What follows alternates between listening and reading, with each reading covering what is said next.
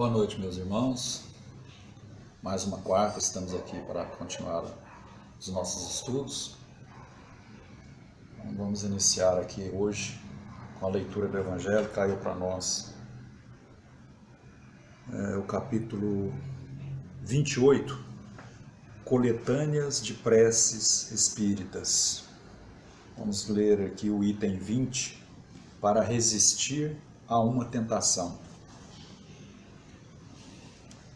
Todo mau pensamento pode ter duas fontes: a própria imperfeição de nossa alma ou a uma funesta influência que age sobre ela.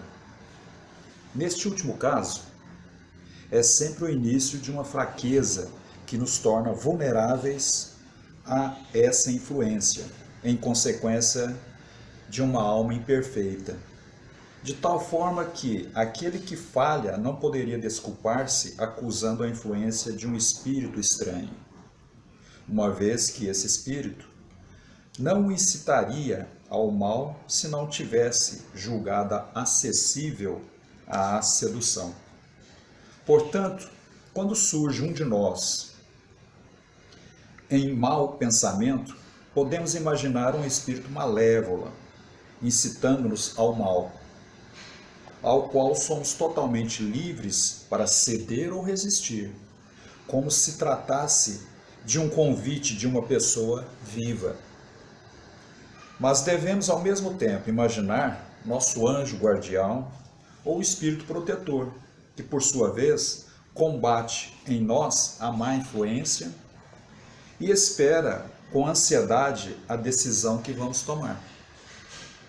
Nossa hesitação em fazer o mal é a voz do bom espírito, que se faz ouvir pela consciência. Reconhece-se que um pensamento é mau quando ele se afasta da caridade, que é a base de toda moral verdadeira.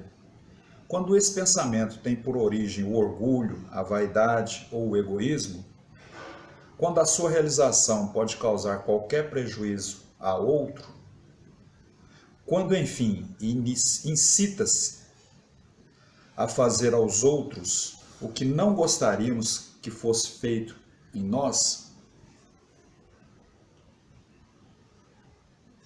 capítulo 28, item 15,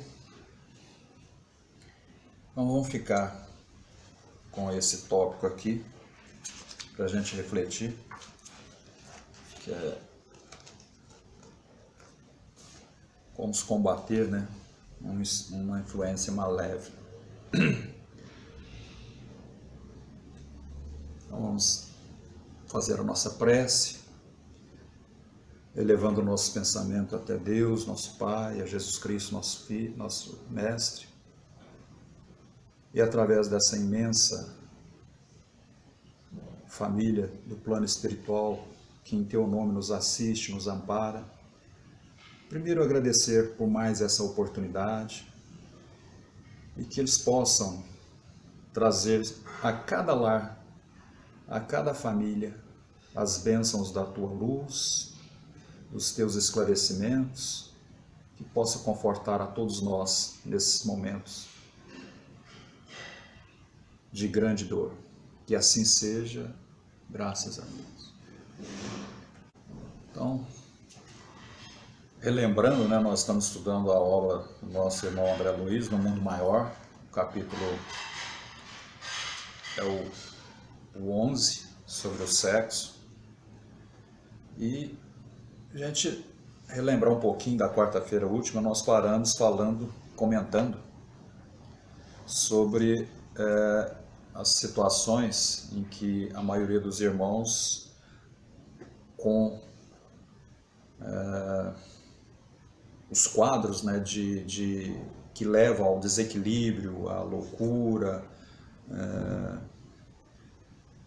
e que a medicina, né, traz a solução visando a matéria.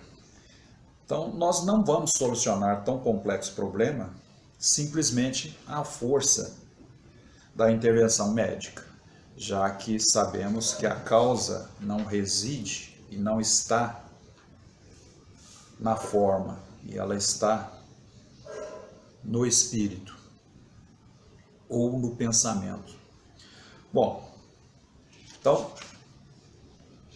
nós devemos afirmar que a personalidade não é obra de uma usina interna das glândulas, mas ela é um produto da química cerebral ou mental.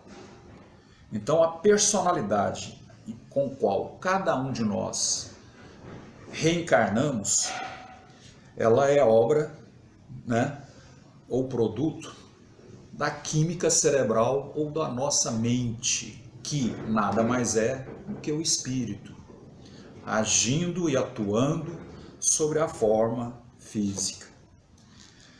E a gente podemos relembrar aqui, né, que a endocrinologia poderá fazer muito com uma injeção de hormônio, à guisa do pronto-socorro às coletividades celulares, mas não sanará lesões do pensamento ou do espírito.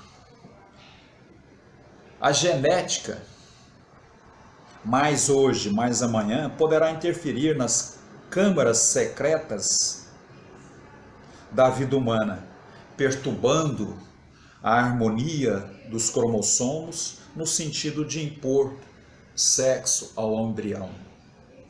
Mas, todavia, não atingirá a zona mais alta da mente feminina ou masculina, que manterá característicos próprios independente da forma exterior ou das convenções estatuídas. Então, olha que afirmação, olha que o André Luiz nos coloca aqui para a nossa reflexão. Então, independente da ciência, seja ela genética ou a endocrinologia, nas suas ações, atuando nos hormônios ou no cromossoma que venha a programar, né,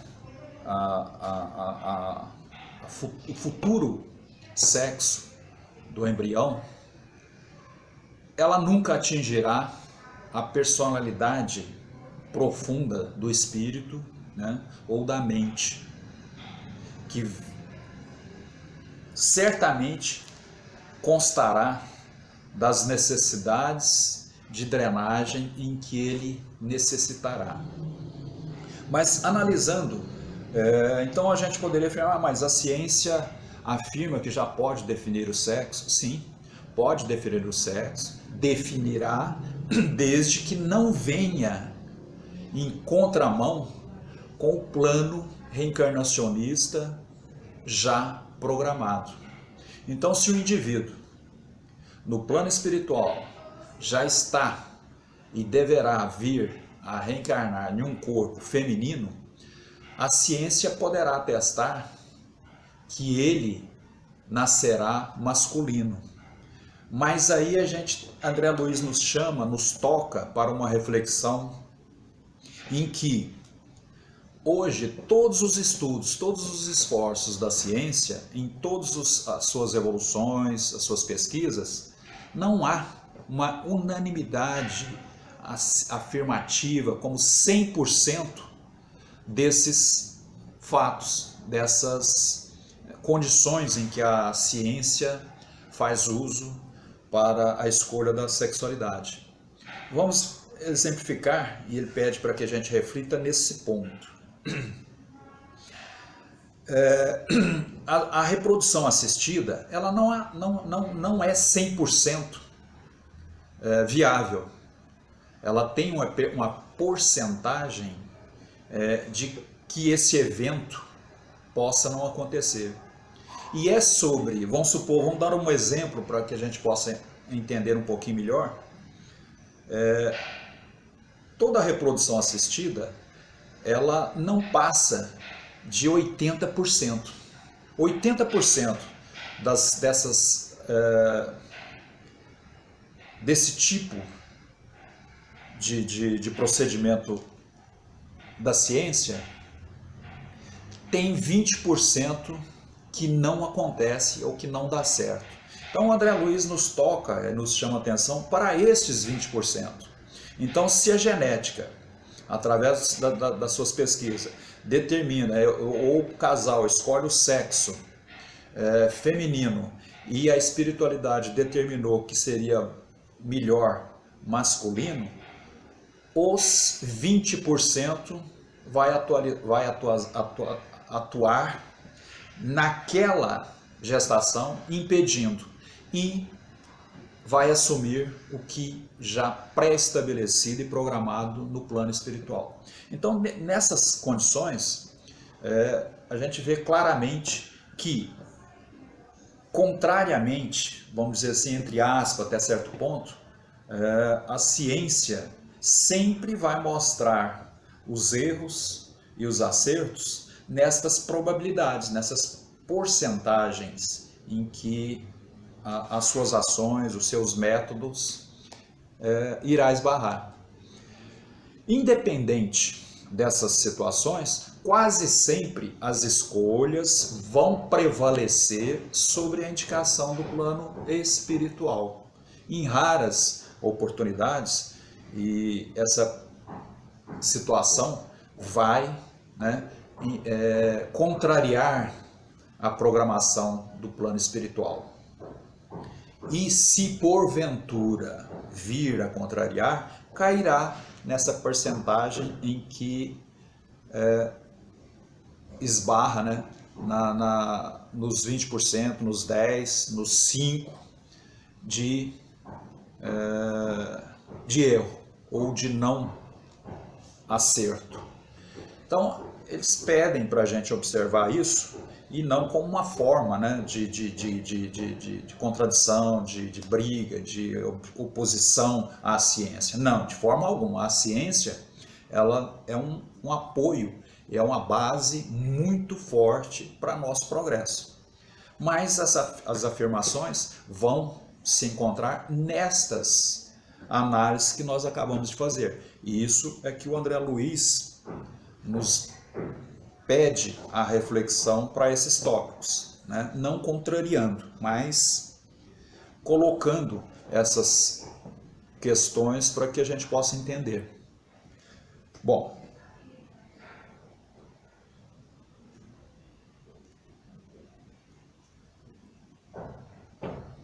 continuando, ele nos coloca aqui, que é mister ascender em derredor de nossos irmãos encarnados na terra, à luz da compaixão fraterna, traçando os caminhos definidos à responsabilidade individual.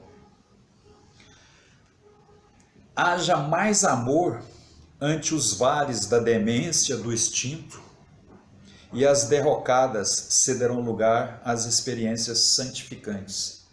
Isso ele quer nos trazer que somente nos esclarecendo, nos informando, é que nós vamos deixar de ter tanta dificuldade ou adotarmos tantas dificuldades para as nossas decisões e às vezes até responsabilizando outrem ou de que não tínhamos conhecimento. Quer dizer, nós nunca assumimos os nossos erros, Nós sempre queremos derrogá-los a uma situação em que nós fomos conduzida.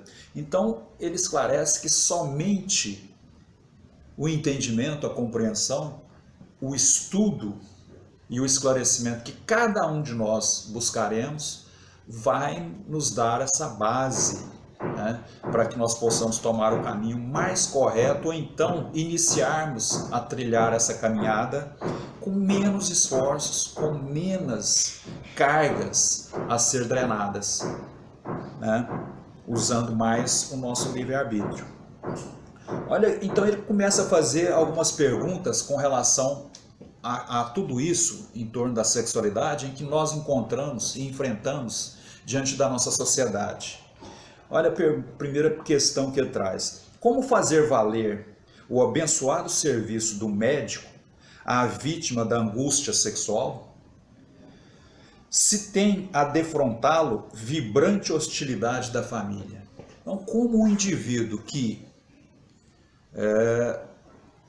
reencarna numa polaridade egodistônica e para que ele continue, que ele exerça essa drenagem de forma mais tranquila, mais serena e de forma consciente, para que ele possa vencer mais essa dificuldade, se a própria família é o principal impedimento, atacando, agredindo, né, tirando-o até daquela harmonia que ele poderia estar buscando. Dizendo que, acrescentando aqui, estão me lembrando que a condição egodistônica é aquele indivíduo que, num sexo de profundidade é um, no espírito é um, e na periferia é outro. Então ele é considerado egodistônico, porque ele não aceita aquela condição. Então, para que ele possa drenar com mais serenidade, com maior harmonia para um equilíbrio, é o principal fator que ele busca. Sendo forças, sendo energias incontroláveis, são situações em que aquilo vai ser jogado e ele tem que assumir na própria condição e na sociedade, na família em que ele ali se encontra. Então, a primeira pergunta do André Luiz faz é essa: como o indivíduo nessas condições, vindo a drenar, ele encontra na família a sua principal dificuldade de superação? Então são situações que, lembrando o que ele nos disse há pouco atrás, é que o esclarecimento é que vai ajudar a que o indivíduo nessa condição possa encontrar o equilíbrio, a harmonia e continuar a sua drenagem. Já que numa família conflitante com essa realidade, ele pode não conseguir drenar e às vezes assumir cargas energéticas jogadas sobre ele bem maiores, né, do que aquelas em que ele necessitaria drenar. Então são situações que a falta de conhecimento complica ainda mais. Olha o segundo ponto que ele coloca: como salvar doentes da alma numa instituição de benemerência se o organismo social esmaga os enfermos com todo o peso de uma opinião de sua autoridade? Quer dizer, a própria sociedade, como, né, a família, que é o seu núcleo, se expande, né, na sociedade, e isso vai se afirmando com uma proporção e com uma carga energética bem maior. Então, olha as condições em que esses indivíduos encontram no meio social, na família, para vencer as suas drenagens de erros do passado. Então, são situações bastante complicadas em que uma sociedade bem informada, uma família com uma base cristã em conhecimento e uma informação acerca desses processos ajuda e muito o irmão. Nesta condição de egodistônico, a tendência deste irmão é buscar o equilíbrio e tocar a vida para frente. Mas ele esbarra nessas duas condições, na família e na sociedade. Já o irmão, o egocintônico, aquele que vem numa personalidade ou numa polaridade de profundidade masculina e um sexo de periferia feminina, ele sendo egocintônico, é aquele que assume a sua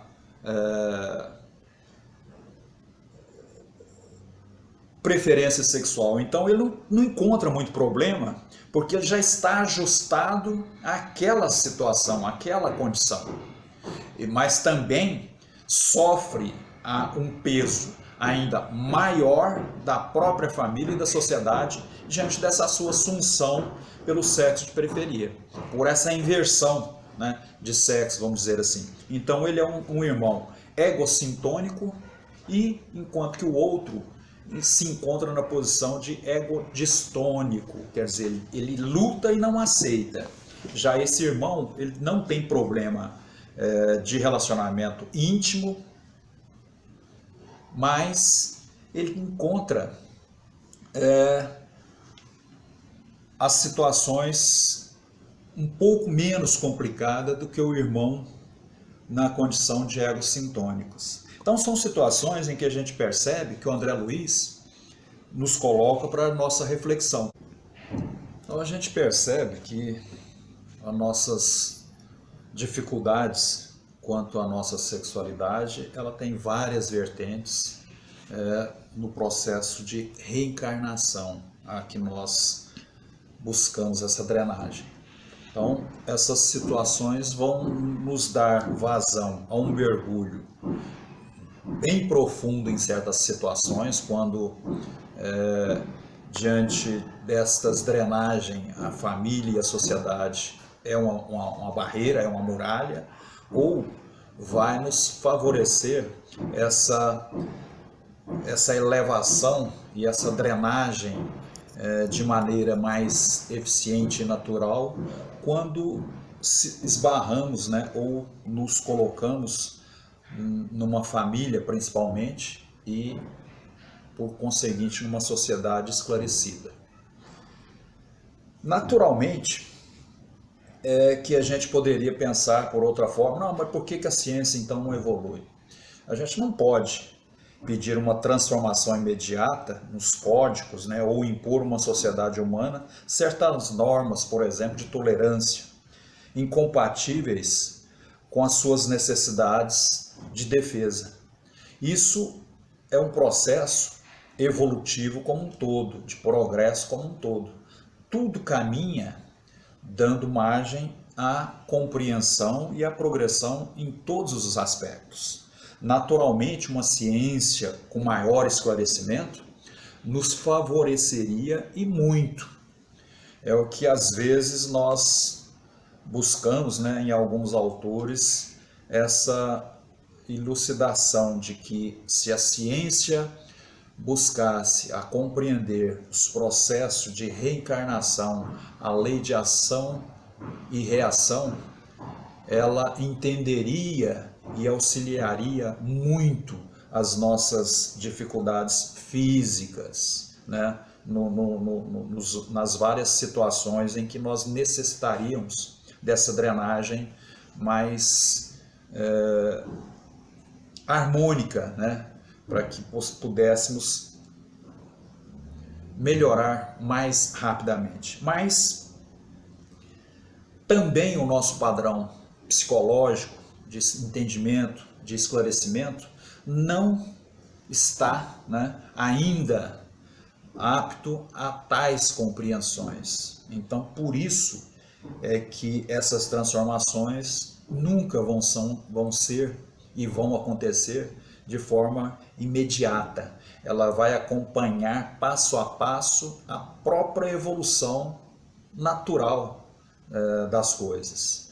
E dentre elas, né, nós estamos ali inseridos e fazendo parte, com uma grande vantagem dada pelo nosso Criador, né, de que em certo ponto nós podemos até contribuir e fazer parte, sermos protagonista das nossas próprias condições. Então, isso tudo cabe ao nosso reflexo, à nossa reflexão.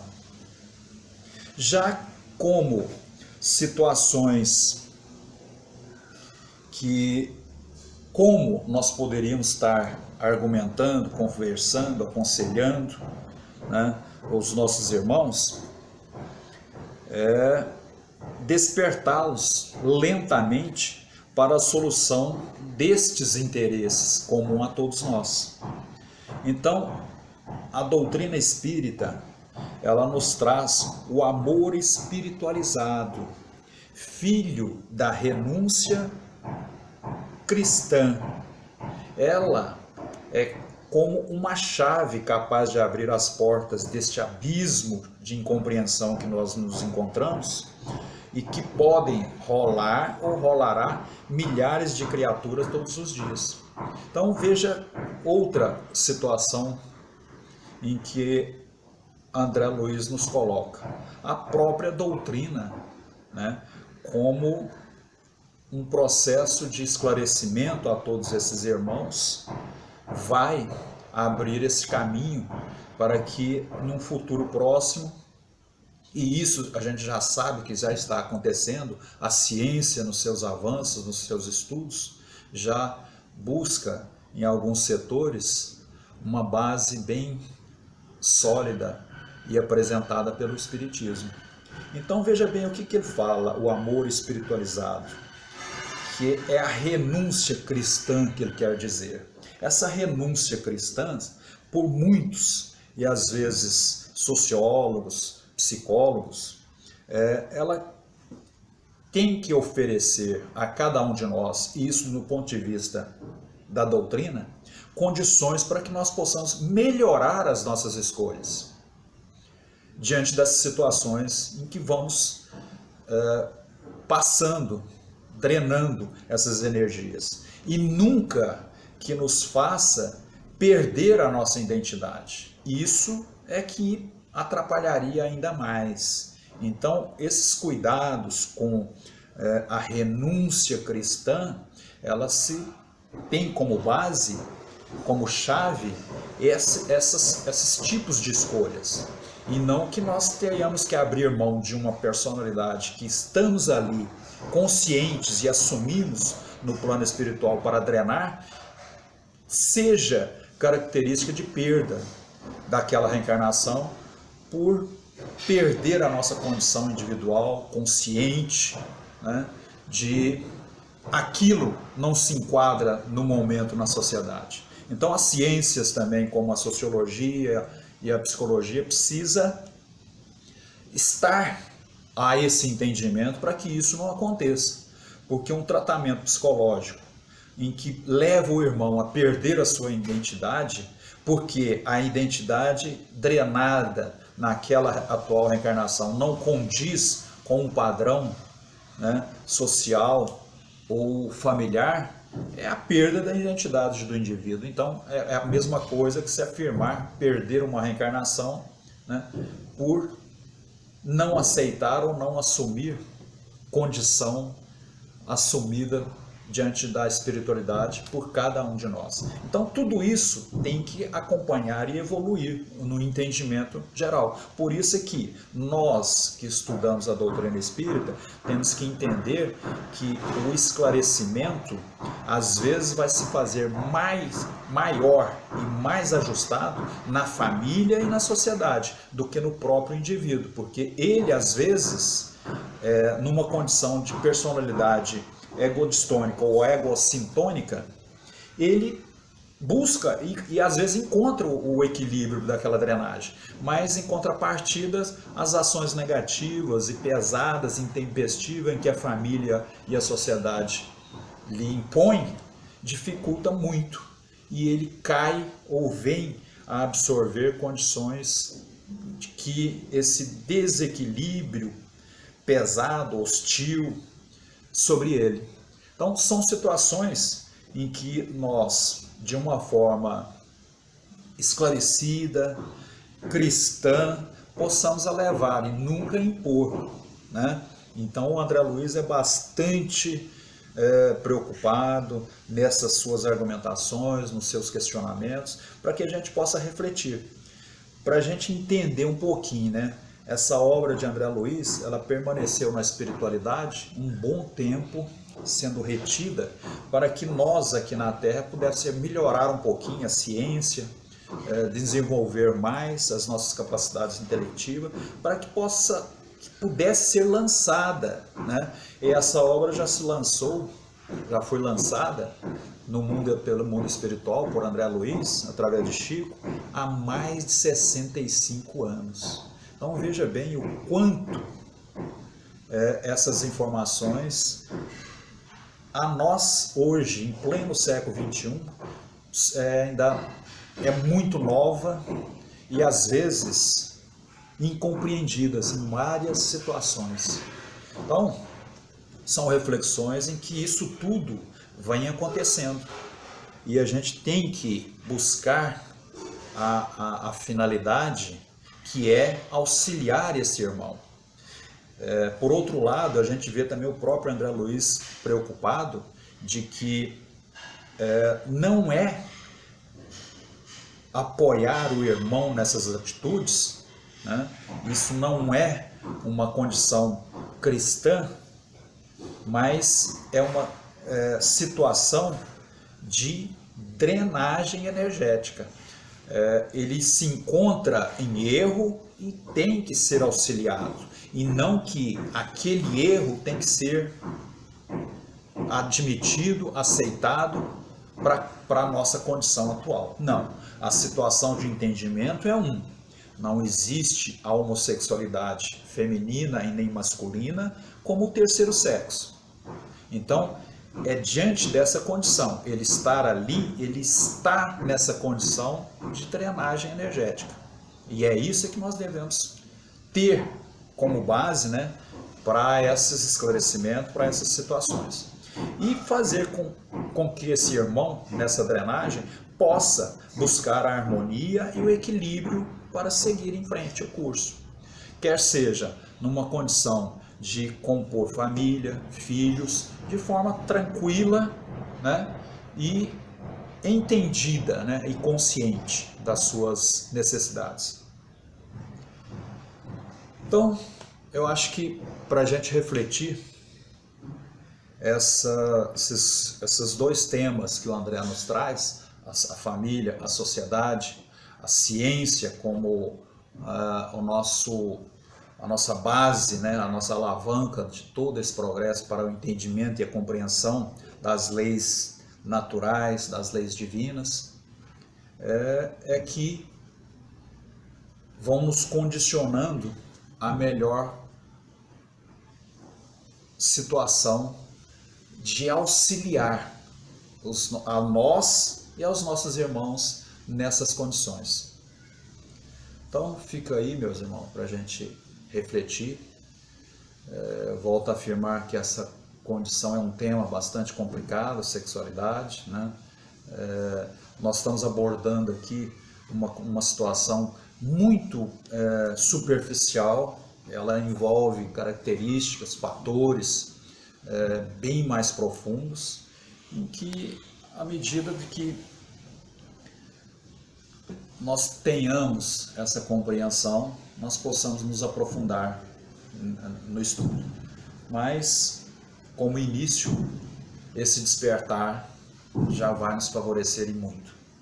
Então, vamos fazer a nossa prece de encerramento, agradecendo mais uma vez a oportunidade por estarmos aqui estudando as tuas obras, as obras desses grandes amigos espirituais que, em nome do nosso Pai, do nosso Mestre, nos auxiliam, nos esclarece, e que essas bênçãos, Pai, através dessa infinita hierarquia, desses benfeitores que nos assiste, que nos ampara, que nos protege, que possa cada um de nós buscá-la, entendê-la e trazê-la para a nossa intimidade, no uso da prática, no nosso dia a dia. Que as tuas bênçãos, que as tuas luzes possa contagiar a todos nós, os nossos familiares e ao nosso planeta. Que assim seja, graças a Deus. Boa noite, meus irmãos, até a próxima.